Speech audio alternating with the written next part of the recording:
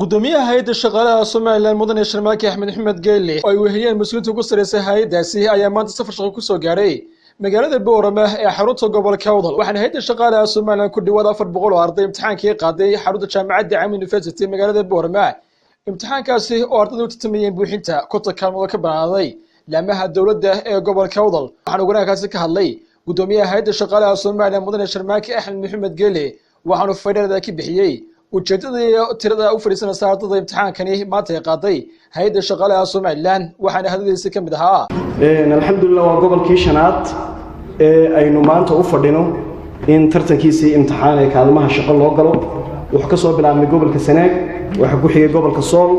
waxa ku xigay gobolka Togdheer waxa ku xigay gobolka Saaxil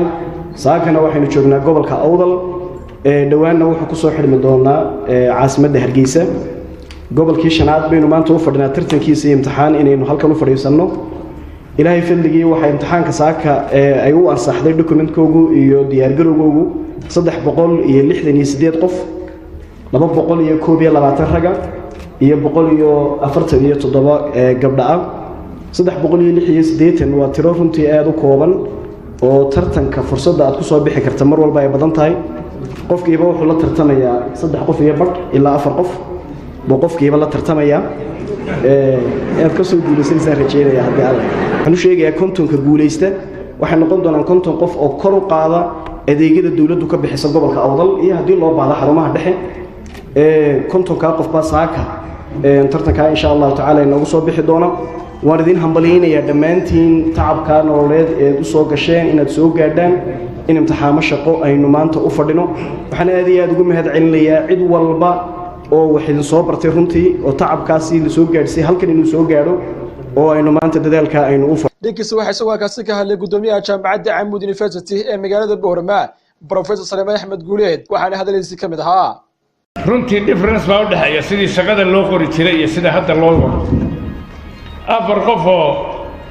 qof oo shaqo loo rabo ayaa 200 qof oo Soomaaliland Hargeysa ugu tagi jirtay imikana waxa la yidhi gobol walba ha la tago halkooga ha loogu tago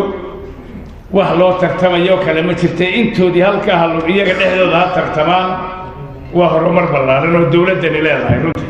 ugu dambeyntii gudoomiyaha hay'adda shaqaalaha Soomaaliland waxa halkaasi ku dhaariyay macallimiinta ilaalinayay imtixaankani maanta hay'adda shaqaalaha Soomaaliland ku qaaday gudaha magaalada Boorama imtixaankaasi cadaalad ku qaadno waxay ugu wallaahi waxay ugu billaahi waxay ugu tallaahi in imtixaanka inta aqoon ugu sarreeyay mooye wax kale aan ku kala saarin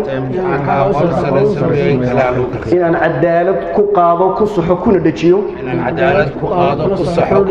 iyadoo saameyn iyo wax kale aan jirna qalinkoodu yahay wax kala saaraya saameyn kale jirna qalinkoodu yahay kala saaraya